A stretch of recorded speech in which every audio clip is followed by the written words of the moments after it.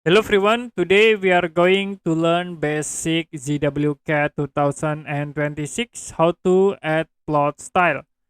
To add plot style, you can type OP to open option dialog box and then go to plot type, click on add or edit plot style table.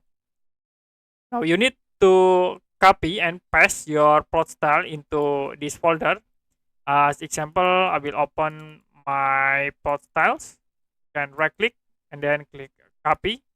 You can back into the folder, right click and then you can paste.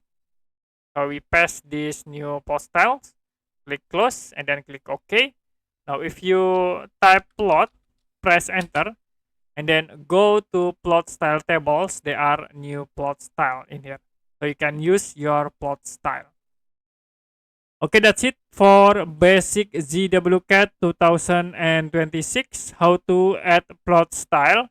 If you have any question about tutorial, you can comment below this video.